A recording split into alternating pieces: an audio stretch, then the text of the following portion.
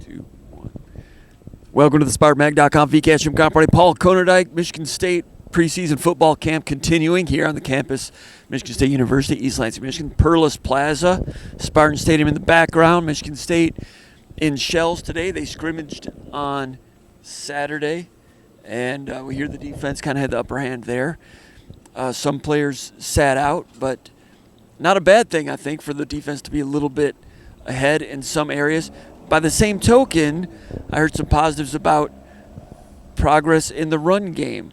Not really breaking off any long gainers, which I don't think you want right now unless you got Kenneth Walker or something like that. But you hear about physicality, guys planting their foot, getting north and south, which is what they want from running backs here and for now. And Brandon Tullis is a guy that I heard did pretty well in the scrimmage. Jonathan Smith did not mention Tullis today, but I heard that elsewhere. But he did say he liked some of the progress they made in the run game. Jonathan Smith said it's separation week. He wants to see some separation at a few positions, not something we heard last year. I think that the separation week thing and some battles still ongoing is indicative of improved depth. I'm not saying they're chock full of NFL players and all Big Ten players, but I think the third string is better than it's been in the past, and some of those starting competitions are also a sign of better depth. Yeah, one of the things that he did say that stood out to me, because I guess in the first training camp scrimmage, usually the defense is ahead of the offense, but one of the things he talked about is the 5 to 6 yard runs. And usually what you see in that first training camp scrimmage is a lot of little negative runs and a lot of 2 to 3 yard runs. And that 5 to 6 yard runs, the ones that get the defensive line coach who talked, Lengi Suianoa, talked afterwards, those are the ones that he doesn't want to see, but begrudgingly he gave some props to the run game. So that's kind of what I want to see coming out of this scrimmage. Are you making progress in the run game? We've talked from the start of training camp until now about one of the things that Michigan State has to do better is run the football. We know that Michigan State has got a really good defensive front seven. We know that they've got a lot of depth up there. So those 5 to 6 yard gains against physical 300-pounders, that's a really good sign in my opinion. And, the fight back. And Coach Smith talked about the fight back of the offense. The defense started strong. The offense fought back. And then, there was some give and take there. But that's kind of what you want to see in that first scrimmage. You don't want to see one side completely dominate. You want to see both sides doing some things. And I agree with you. I would not want to see a bunch of explosives out of running backs. That means that people are making busts, or your defensive backs are getting caved in by a receiver block. We don't want to see that this time of year. Especially with this talent pool. At some point, maybe Clarizio will be a guy that'll give you that later in his career, next year or something. But right now, if you heard of a couple long runs, you'd be like, by who? Frazier and Tullis are gaining some respect with some of the physical running first, pass protection second or 1A. If those guys are clipping off 50 or 60 yarders, I'd be like, whoa, not so great. But I asked Smith to expand on what he liked about the run game, and he mentioned that the blocking, getting out to the second level.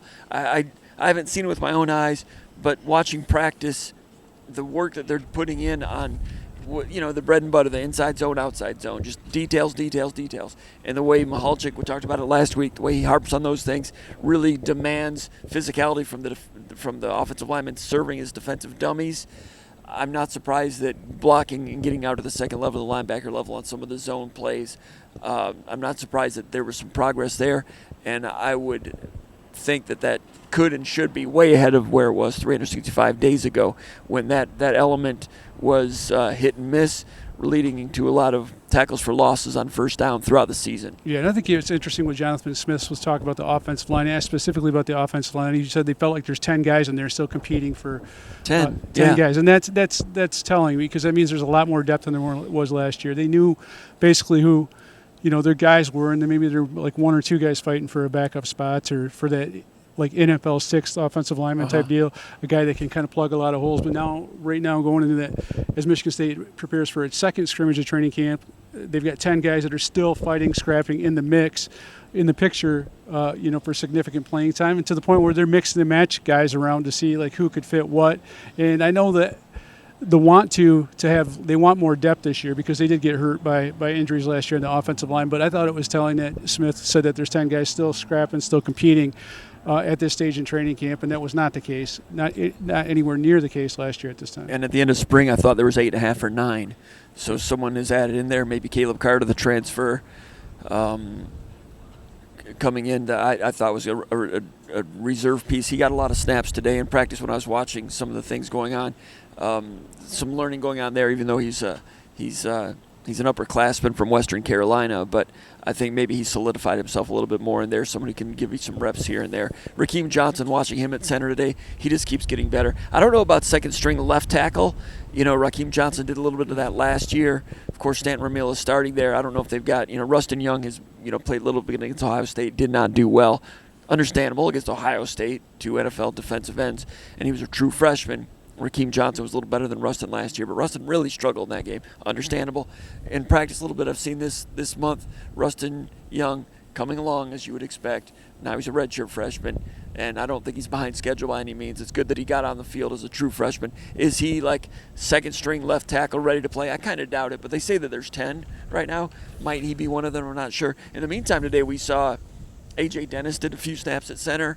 Luka Vincic did a little bit of center. This, just trying to accumulate and manufacture some depth in case something happened there. Of course, Cooper Terpster's there, also a walk-on at center. But other guys getting a look. But Rakeem Johnson looks good there for the future. But if you had to move Rakeem outside, you're going to need a third center if it's Terpstra or someone else. Vincic is the guy who's taken reps at center under Jim Mahalchik at Oregon State. So that's something, and he's when he was out here last week for interviews, Vincic was talking about, Mahalchik likes to move us around the offensive line. So it's right now it's about mixing and matching, seeing what guys can do. And, going back to what I said earlier, Jonathan Smith said he wants more depth on the offensive line, and it looks like you can't really have more depth unless guys are in position to give it to you. And it looks like there's a lot more guys in position to play functional football.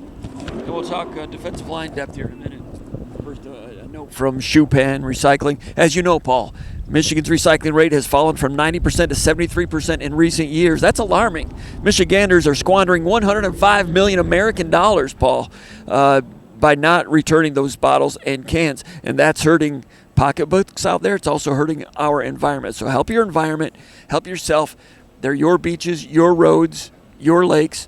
Take them back. Take those bottles and cans back. Take them back. A message from Shoepan, a great Michigan company dedicated to recycling, dedicated to your Michigan State Spartans. How do you like that, Paul? It's good. You're all behind it, aren't you? I'm all about saving our beaches. Beaches. He's a beach guy. We appreciate that. Defensive tackle. Defensive end. I was talking to Coach Lange at the end of spring practice. Lange Suayanoa, he spoke today as well, and he talks about the number of ready-to-play players that they have, and that is resulting in competition for starting jobs. And second, they'll maybe go third deep a little bit here and there, but there's going to be some good players on the third string. They're going to be not getting playing time initially, but as the season goes along, that depth is going to be it's going to come in handy. You got Van Sumeren, who you keep hearing more and more about. He gains more and more traction, more and more as a leader, and more maturity with him. Started 12 games last year. He needs to be better than he was last year because there's talent coming from behind him. Ruquan Buckley's in there. Ben Roberts, Derek Simmons, the true freshman, making some noise out of Frankenmuth. Jalen Satchel spoke today, transfer from Old Dominion. Played about 300 snaps last year as a backup, kind of a third down guy. Mike Schoenbeeler. That's 6 guys at 2 positions. That's a good 3 deep there. And it's still shaking out as to who's who. And like Lange Suayanoa said today, he wants to see, who can do. What were his exact words? Do all the grunt work, the heavy lifting. He wants to see who's going to do the heavy lifting. He wants separation. He wants 2 dogs to say, hey, these are my reps as starters, and then he wants 2 guys to come in behind them and say, we have to play, we deserve to play, and you have to put us on the field. And then beyond that, you've got, like what you mentioned, 2 or 3 more guys that can give you functional reps, and you are going to need them. Michigan State is going to need them. There's going to be a guy that doesn't, if the starters in the first 4 are healthy for the first few games, there's going to be a guy that doesn't play that ends up playing 200 to 300, 400 reps throughout the course of the season, and it's a good thing that Michigan State has going on right now, even to the point where you look at a guy like Ben Nelson, who's not, he probably Ben Roberts, but down even further, like that 6'7", 300. He's a guy that could probably play functional snaps if he had to. 4th string, I'm sorry, yes. So like you look at guys like Mike Schoenbeeler, I think Derek Simmons coming on is going to spur him. I think both those guys are good football players. I don't think that means that, we've heard a lot of great things about Derek Simmons in camp. I don't think he's going to play like immediately, right away, unless there's like a blowout type situation. But what that gives you is it gives you a situation like when D'Antonio was building the thing, and you had a guy like Jarrell Worthy who was a redshirt, and then all of a sudden he was the best player on the defensive line. Shalik Calhoun, the next year, Shalik Calhoun, another one of those guys. But that's where you want to be. And when they talk about building a developmental program, you can see it on the defensive line. You've got young guys coming in, along with transfers that are developing. And one of the things that Jonathan Smith said today is that Lengi Suianoa is the best he's seen at teaching technique. And you can see that, I think, in the way some of these guys that have come in from other schools, Jalen Satchel being one, Ben Roberts coming in, some of the other guys that have come in, they've really taken a step under him, and a lot of it is technique. And I think it's one of those pick away at the rock face type positions where you do simply get better incrementally when you keep on working at it and develop that technique, and oftentimes taking a big jump as a result of the little details when it comes to technique, footwork, hand placement, those type of things. And you see the details in practice when we're out here watching.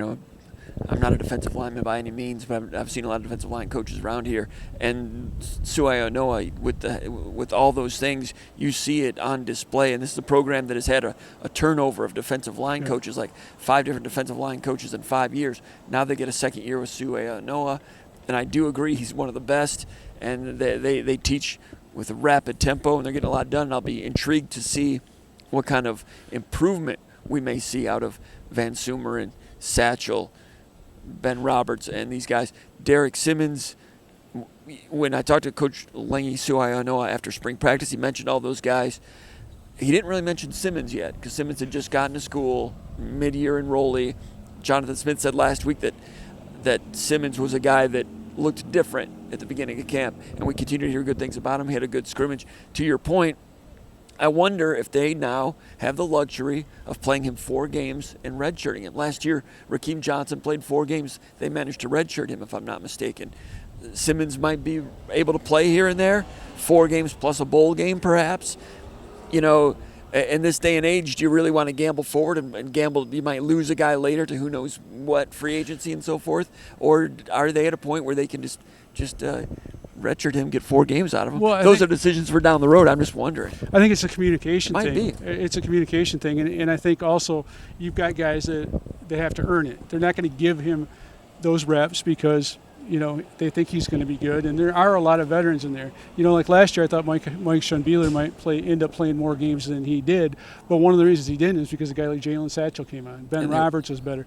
Ruquan Buckley was far better than I ever expected him to be. So all of a sudden that hype that Mike Schonbeeler was getting in training camp, was it warranted? I think it was, because it was coming from all different corners.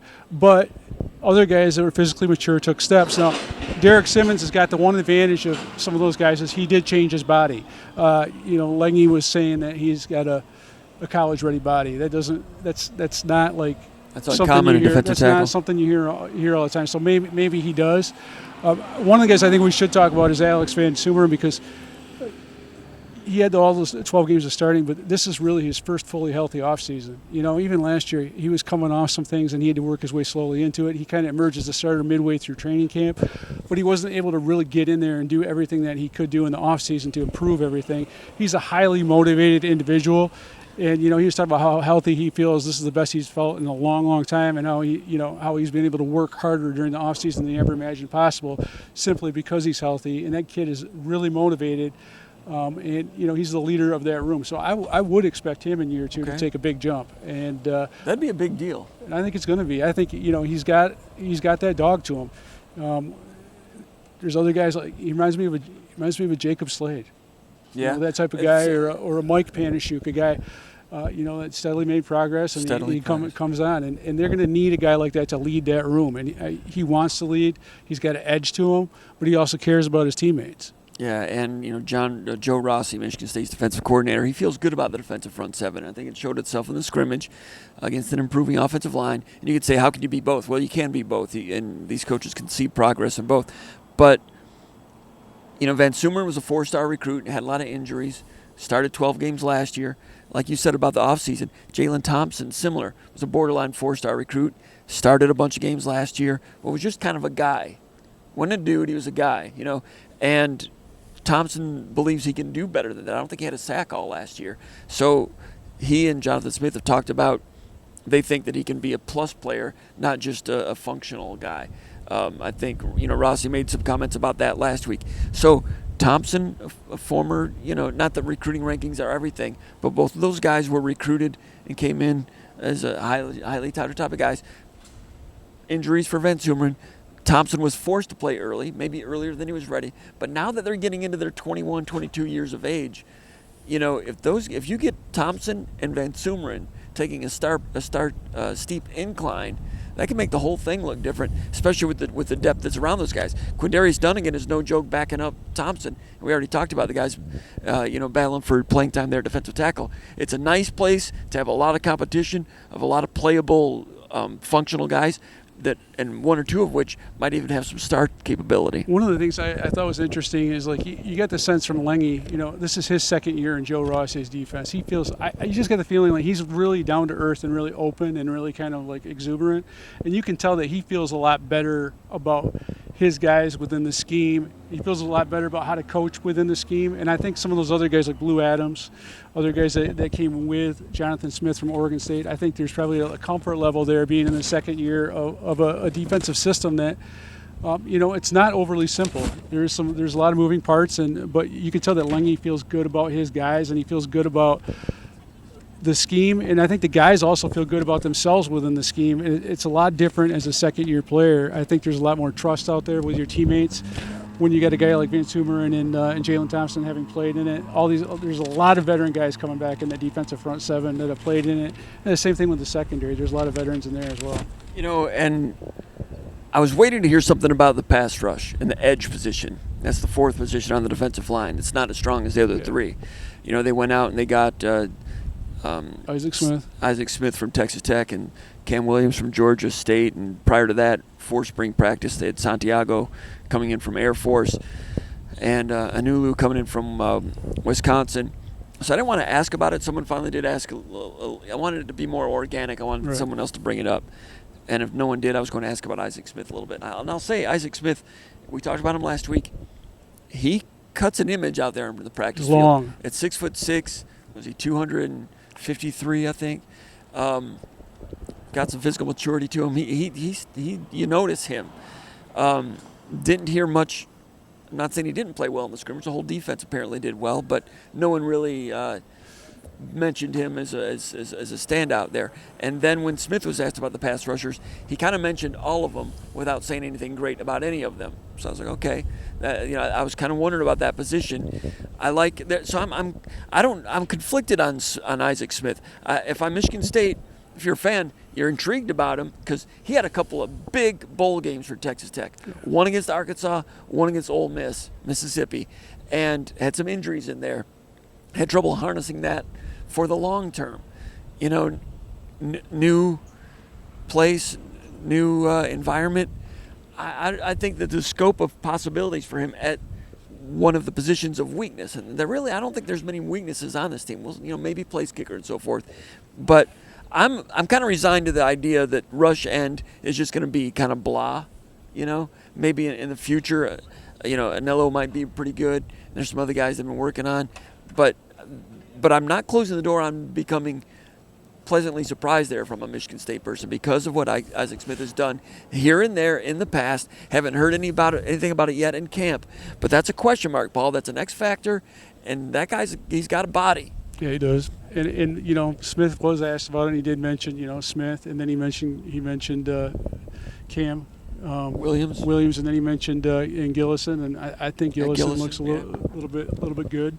And to me, like a lot of it depends on, okay, is Jalen Thompson that guy that takes the next step? And he can move over there too. Jalen Thompson can move over to edge. If Jalen Thompson's a guy that can move around, and he can give you some things, and he becomes a guy, or if some of Michigan State's interior defensive linemen can get some pass rush stuff going.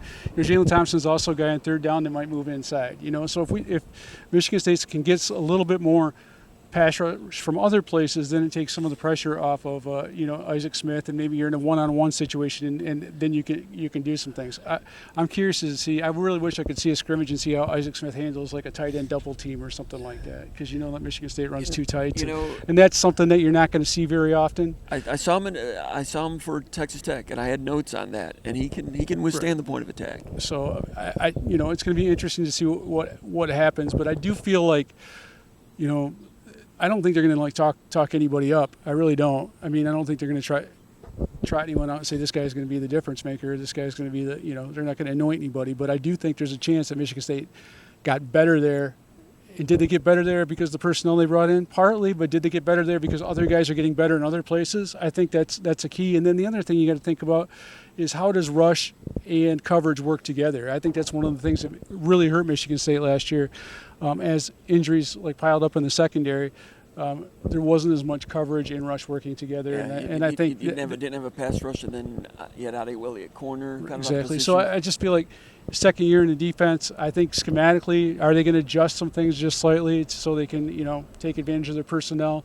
I think Joe Rossi's got a pretty good football mind on him, and I think he's going to put whatever they can get out there, and I think they're going to be a better version of themselves. One of the things that Lengy said today that I thought was interesting is when he went back and watched the film on the defense last year, he didn't feel like that was a 5-7 defense. He felt like there were pieces that were a lot better than that, and they weren't really that far away.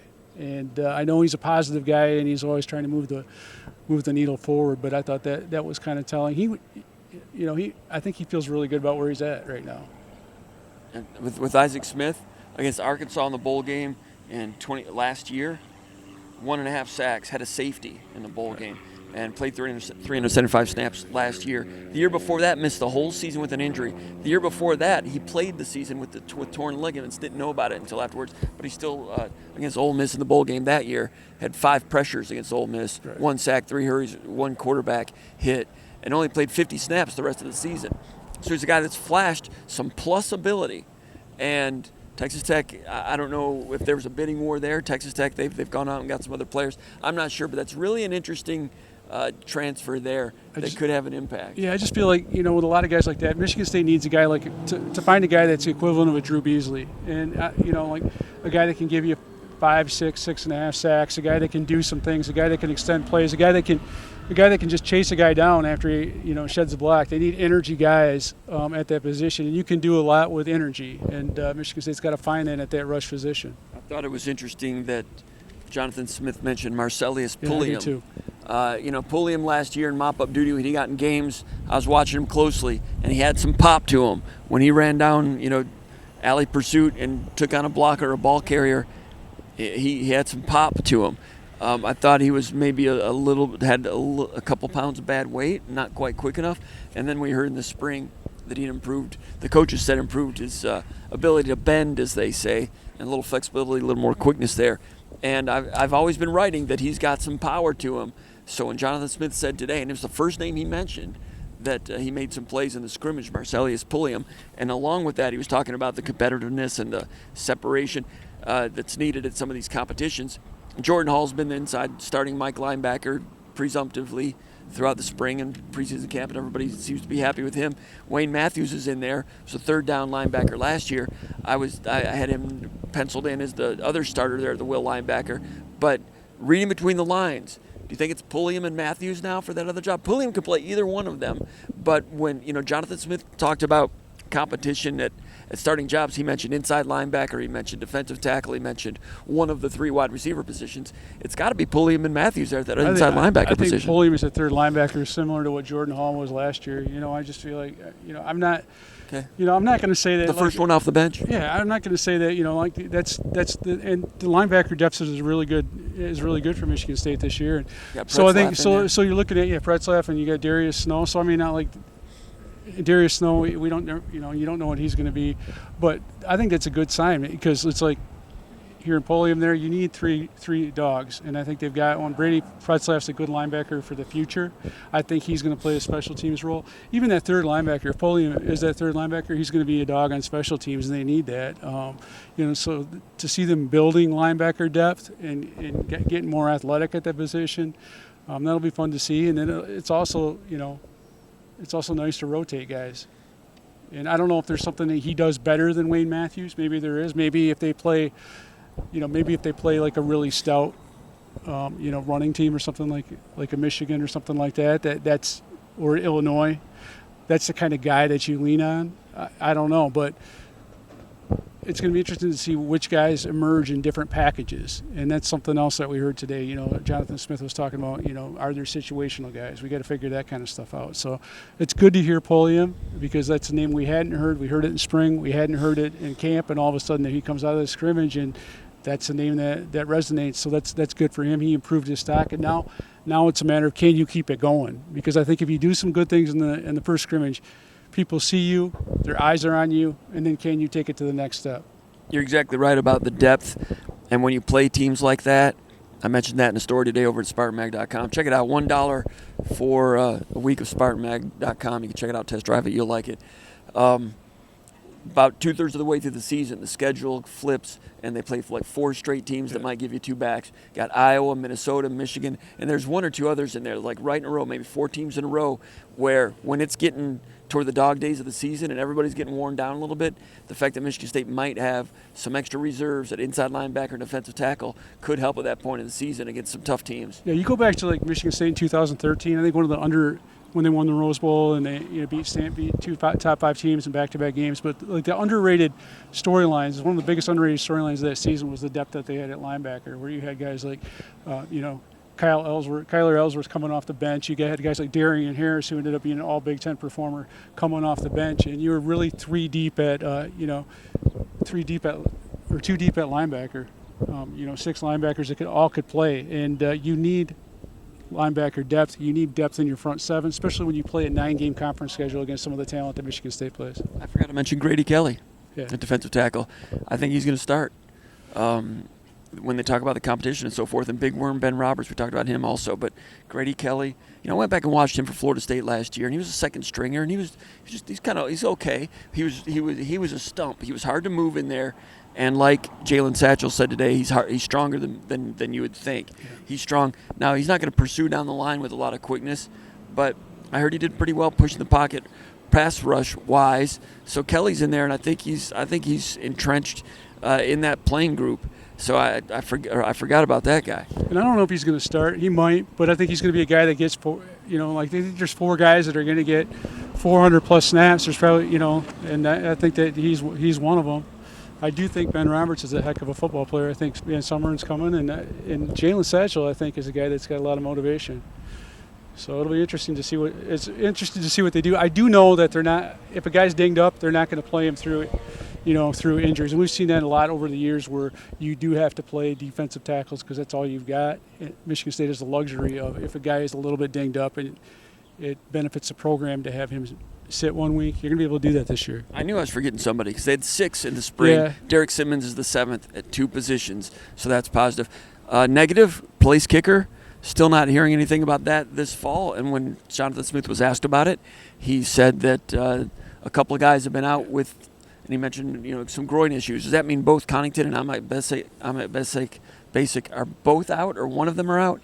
I don't know, but in terms of wanting somebody to take the bull by the horns and just solidify that place kicking job in a season in which Michigan State, if they play well, they're going to be in a lot of close games against good teams, and you can't give away points at the place kicker position. And I'm worried about that for this team right now. Maybe they'll be great. I was worried about Jonathan Kim. Paul, and he ended up being great. Well, that was unseen as undefeated, and I'll tell you what, I was worried about him too. And I don't care how many testimonials you can get. I remember talking to his kicking coach, and he swore up and down that he was going to be an NFL kicker, and he was going to be fine, and he was going to make 85% of his field goals, and he ended up doing that.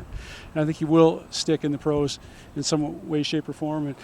But you just don't know until you see it, and it's always that way at kicker, and that's a problem. I know a lot of people are like, "Oh, why are you talking about kicker? They just need to get better in the red zone," and that may be true. They do need to get better in the red zone, but you always have to have a chance.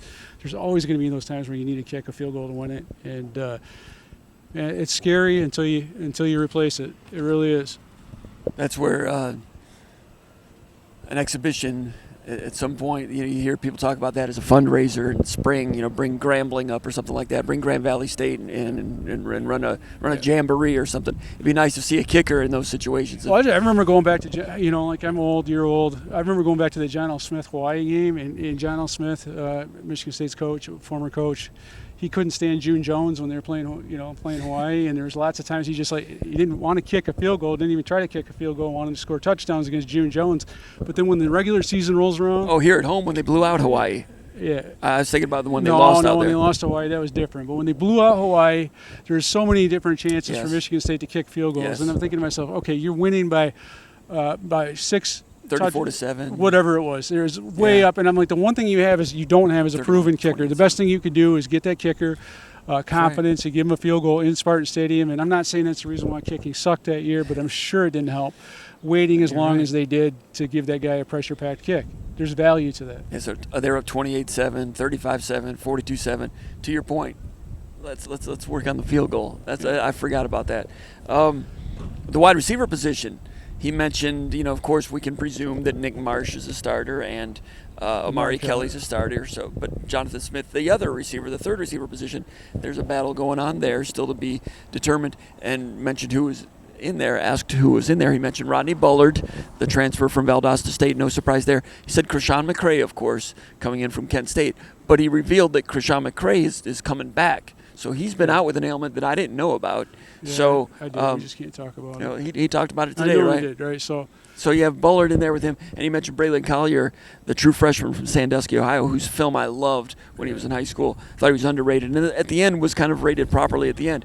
But Bullard is in there, and McCray coming back from something I didn't know about I think that. they've got some bumps and bruises in there, and that, so in that receiving room. But I do think there's like 5 or 6 guys that are firmly in the mix for playing time, and I think Evan Boyd, he's going to be a guy that's right there. And he said that he missed some time too. Yeah, and Bullard, McCray, Omari Kelly, so then you're looking at like who's that 5th or 6th guy. The one guy that we haven't heard anything about is Alante Brown.